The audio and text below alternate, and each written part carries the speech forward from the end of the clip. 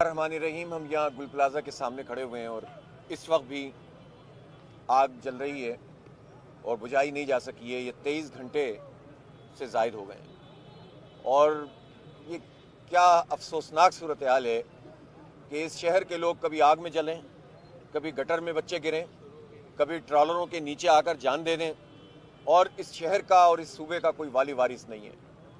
वो wonder boy बनने की खुशी में जो कल प्रेजेंटेशन दे रहे थे और ऐसा लग रहा था कि जैसे कराची को उन्होंने स्विट्ज़रलैंड बना दिया है। उनसे सवाल मैं करता हूं बिलावल भुट्टो जरदारी साहब से कि इस शहर का जो बेड़ा गर्क आपकी पूरी की पूरी पार्टी ने और आपकी हुकूमत ने 17 साल से किया हुआ है, इसका कौन जवाब देगा? 6 लाशें तो निकल चुकी हैं ना, और अभी 60 के करीब लोग अंदर मौजूद हैं। उन माओं पर क्या गुजर रही होगी, उन घर वालों पर क्या गुजर रही होगी कि जिनके बच्चों के आखिरी लम्हात तक की जो है वो मोबाइल के ज़रिए से उनकी आवाज़ें आ रही थी और फिर उन्होंने कहा कि अब मैं बात नहीं कर पा रहा। इस दुख को ये महसूस नहीं कर सकते, ये नहीं कर सकते। शायद इनके दिलों में इनके सीनों में दिल नहीं है और ये एहसास ही नहीं करते कि लोगों के साथ क्या हो रहा है। इनके अलल्ले तलल्ले, इनकी अय्याशियाँ, इनकी करप्शन, इनकी लूट मार, ये जो सिंध बिल्डिंग कंट्रोल अथॉरिटी है ये किस मर्ज की दवा है? ये जो इतने कोड्स बने हुए हैं बिल्डिंग के, इन पर कौन इंप्लीमेंट करवाएगा? एक्सटिंग्विशर है कि नहीं आग बुझाने वाला आला? एग्जिट उनका क्या हाल है? उन सीढ़ियों के ऊपर अगर रास्ते नहीं बने हुए तो किसकी जिम्मेदारी है? किसकी जिम्मेदारी है कि यहाँ से 1 किलोमीटर 1.5 किलोमीटर के रेडियस पर 2 फायर स्टेशन मौजूद हों और वो वक्त पे ना पहुँच सकें, किसी के पास पानी ना हो, कोई गाड़ी चलने के लिए डीजल ना हो। जो बेचारे फाइटर्स हैं उनको ये टोपी लगाकर और जूते पहनाकर समझते हैं कि हमने पूरी किट दे दी है। ये जो पीपीज इसकी होती हैं, इस तरह की जो तीसरे दर्जे की आग थी, इसका अपना प्रोटोकॉल होता है, हर वक्त अवेलेबल होना चाहिए। वक्त पे ही आ जाता तो शायद इंसानी जानों का इतना ज़िया नहीं होता, लेकिन ये मेयर के मातहत ये बराह रास्त है। और इसी तरह क्या मेयर और क्या सूबाई हुकूमत और क्या विफाकी हुकूमत, पीपल्स पार्टी तो हर जगह मौजूद है। तो कौन जिम्मेदार है इस बात का? सिर्फ ये आकर 23 घंटे बाद हाथ हिलाकर चले जाएं और फिर ये समझें कि जो है वो झूठ बोलकर लोगों को धोखा देकर ये कोई पजीराई हासिल कर लेंगे, ये प्रेजेंटेशन देकर लोगों को धोखा दे देंगे। ये सिर्फ उनको धोखा दे सकते हैं जिन्होंने मुसल्लत किया है।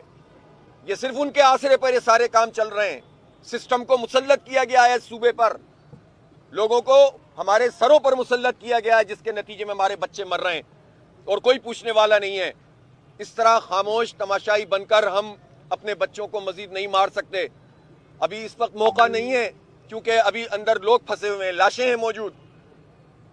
बस अल्लाह की तरफ से कोई मौजज़ा हो जाए और लोग बच जाएं। मैं इंशाअल्लाह इस पर बात करूंगा कि इस शहर में अब इस तरह नहीं चलेगा। अब लोगों को बाहर निकलना पड़ेगा। हम कॉल देंगे अनकरीब इंशाअल्लाह, लेकिन मैं इस वक्त बात नहीं कर रहा इस पर। लेकिन अब ये जो आएंगे और कंपनसेशन का ऐलान करेंगे, ये कंपनसेशन का मसला नहीं है। ये प्रोटेक्शन क्यों नहीं कर रहे आप? इतनी बिल्डिंग्स यहाँ पर मौजूद है, क्या सब पर ये बिल्डिंग कोड अप्लाई होता है? इनके खातों में होता है, SBCA के खातों में होता है, इसलिए कि इनका जो इंस्पेक्टर आता है या इनका कोई अमले का आदमी आता है उसका पेट भर दिया जाता है और वहां से लेकर जरदारी हाउस तक धंधा चल रहा है, सिस्टम चल रहा है और कोई पूछने वाला नहीं है। मीटिंगें हो रही हैं ताजरों से, बातें हो रही हैं कि ये हो जाएगा वो हो जाएगा, इस शहर को हम ये कर देंगे। लेकिन वो मीटिंगें करने वाले और ये सब कहानियां सुनाने वाले बताएं कि डाकुओं और चोरों पर इन्हिसार करके उन्हें मुसल्लत करके वो कैसे सिस्टम खत्म करेंगे। इस शहर का क्या कसूर था कि उसके मैंडेट के बावजूद उसके मेयर से उसको महरूम किया गया, पूरी बल्दिया पे कब्जा किया गया? इसके लोगों का क्या कसूर है कि इन पर ऐसे लोग मुसल्लत कर दिए जाते हैं फॉर्म 47 की बुनियाद पर? वो पार्टी जो पूरे शहर से कोई एक स्टेशन न जीत सके, उसको 15-15 सीटें मिल जाती हैं, बकिया को 8-8, 10-10 सीटें मिल जाती हैं और कोई लोगों के लिए आवाज उठाने वाला नहीं है। जुबानी जमा खर्च होगा, फिर सब मिलकर कोई तरमीम कर रहे होंगे, फिर सब मिलकर जो है 28वीं 29वीं 30वीं तरमीम लेकर आ रहे होंगे, सब में एका हो जाएगा, सब जो है वो खुशी खुशी जिंदगी गुजार रहे होंगे और कौम मरती रहे, लोग बिलबिलाते रहे। ये सिलसिला अब बंद करना पड़ेगा। अवाम उठेंगे इंशाअल्लाह और जमात इस्लामी इनके साथ खड़ी होगी। मैं लाहौर आज जो है वो फैसलाबाद गया था, اور کل فیصل آباد گیا تھا، آج لاہور میں تھا، لیکن اور میں سمجھ رہا تھا کہ اس آگ پر جلدی قابو پا لیا جائے گا، لیکن نہیں ہوا۔ پھر میری منیم بھائی سے بات ہوئی اور میں آج کی آخری جو فلائٹ تھی 6 بجے کی، اس پہ آ گیا ہوں، یہاں موجود ہوں اور انشاءاللہ لوگوں کے ساتھ ہیں۔ اللہ کرے خیر ہو جائے، اللہ کرے لوگ بچ جائیں۔ یہ سارے ہمارے لوگ ہیں، یہ 1000 لوگوں کا، اب جب جانوں کا مسئلہ آتا ہے تو ہم مال کی بات بھی نہیں کرتے۔ آپ سوچیں تو صحیح، پوری زندگی کی کمائی لوگوں کے سامنے، آنکھوں کے سامنے جل رہی ہو، کوئی پوچھنے والا نہ ہو۔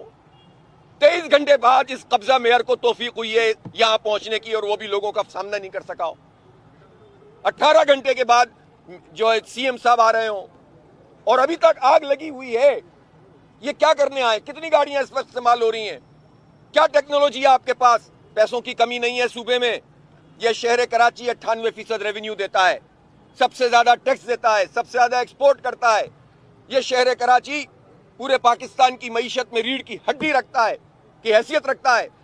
اس شہر کے لوگوں کو بے یار و مددگار چھوڑنے والوں کو اللہ کو بھی جواب دینا پڑے گا، اور اب انشاءاللہ انسانوں کو بھی جواب دینا پڑے گا۔ شہر کے لوگ تیاری کریں، ان کو بڑی کال دیں گے انشاءاللہ۔ میں ساتھ ہوں گا شہر کے لوگوں کے، اور اب اس مافیا سے جان چھڑانے کا وقت آ گیا ہے۔ نکلنا پڑے گا اور اپنے بچوں کے مستقبل کو بچانا پڑے گا۔ یہ 3.5 کروڑ انسان ہم سمندر میں نہیں پھینک سکتے، ان سب کو باہر نہیں بھیج سکتے۔ ہمیں یہاں رہنا ہے اور عزت سے رہنا ہے انشاءاللہ، اور ان مافیاز کا مقابلہ کرنا ہے، اور اللہ نے چاہا تو اس سے انشاءاللہ جان چھڑائیں گے۔